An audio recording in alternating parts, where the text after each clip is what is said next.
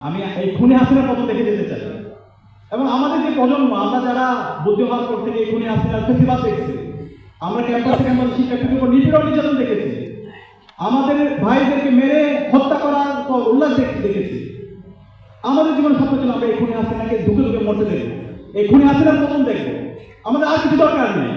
এবং আমি বিশ্বাস করি এটা আমাদের সার্থকতা, আমাদের প্রজন্ম যে এই খুনে হাসিনার পতন দেখেছি। নতুন উদ্যমে আমরা কাজ করার সুযোগ পেয়েছি। সেই শহীদদের আমাদের আজীবন শ্রদ্ধার সাথে স্মরণ রাখতে হবে, তাদের কথাগুলো নতুন প্রজন্মের কাছে ছড়িয়ে দিতে হবে, তাদের স্মৃতিগুলো আর আমাদের স্মৃতিগুলো পরবর্তী প্রজন্মের জন্য লিখে যেতে হবে। এই খুনি হাসিনা এদেশ থেকে পালাইছে, আমাদের শহীদরা জীবন দিয়েছে এই খুনি হাসিনাকে পতন করার জন্য।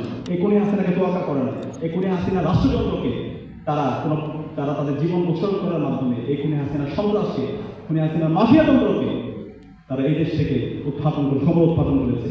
এবং এই খুনি হাসিনা যে কথায় কথায় আমাদেরকে হুমকি দিত, আমাদেরকে রাজাঘাটে কিন্তু ফ্রেমিং দিত এবং হত্যা করার বৈঠক দিয়েছিল, সেই খুনি হাসিনা আজকে এই দেশ থেকে পালাইছে এবং এই দেশের ছাত্র জনতা, ছাত্র শিবির সকল মানুষের মন জয় করে নিয়েছে। তো এই কারণে এই জুলাইকে ধারণ করা এবং এই প্রজন্ম আমাদের দায়িত্ব তো অনেক। এই রাজনৈতিক দলগুলো, প্রবীণ রাজনৈতিক দল যারা আছে, রাজনৈতিক ব্যক্তিবর্গ যারা আছে, যারা বুদ্ধিজীবীরা আছে, তাদের আমরা গর্ব অহংকার দেখতে পাচ্ছি, অহমিকে দেখতে পাচ্ছি। সুতরাং অহমিকে করবেন না, গর্ব করবেন না, অহংকার করবেন না, এটা আপনার পতনের কারণ হবে। আমরা সবাইকে সাবধান করছি, শিক্ষা নেন, ইতিহাস থেকে শিক্ষা নেন। এটা খারাপ লাগে, ইতিহাস থেকে আমরা শিক্ষা নিই না। আমরা এখনো দেখতে পাচ্ছি যে এই জুলাই বিপ্লব হয়েছিল ফ্যাসিবাদী কাঠামোকে বিলোপ করা এবং নতুন রাজনৈতিক সংস্কৃতি বিনির্মাণ করা, তাই তো এটাই তো মনে গেছিল। কিন্তু আজকে দেখতে পাচ্ছি সেই ফ্যাসিবাদী কাঠামোগুলো রেখে দেওয়ার জন্য রাজনৈতিক দলগুলো প্রতিযোগিতা করছে। তারা রাজনৈতিক দল, বড় বড় রাজনৈতিক দলগুলো তারা বলতে শুরু করেছে যে জুলাই, হ্যাঁ এটা হচ্ছে নির্বাচিত সরকার এসে পরবর্তীতে গণভোট হবে কি হবে না, অথবা সংবিধান পরিবর্তন কি হবে কি হবে না, এবং হচ্ছে সংস্কারগুলো হবে কি হবে না, তখন তারা সিদ্ধান্ত নেবে। তাদের হাত ভাব মনে হয়ে যাওয়া হচ্ছে এই জুলাইতে যা হচ্ছে একটা ক্ষমতা পালানোর জন্য হয়েছে। সুতরাং এই শহীদরা যে জন্য জীবন দিয়েছে, এই যে ফ্যাসিবাদী ব্যবস্থাকে বিলোপ করা, সমর উৎপাদন করা, খুনি হাসিনার বিচারে স্বাধীন বাংলাদেশ সংগঠিত করা এবং ফ্যাসিবাদের সকল দূষকদেরকে এই স্বাধীন বাংলাদেশ বিচারের আওতায় নিয়ে আসা, সেই বিচারের আওতায় নিয়ে আসা এবং নতুন রাজনৈতিক সংস্কৃতি বিনির্মাণ করা এবং ফ্যাসিবাদী কাঠামোকে ভেঙে চুরমার করে দেওয়া, সেটা না হওয়ার আগ পর্যন্ত এই প্রজন্ম থামবে না। আপনারা কি প্রস্তুত আছেন? ইনশাআল্লাহ আমরা প্রস্তুত আছি।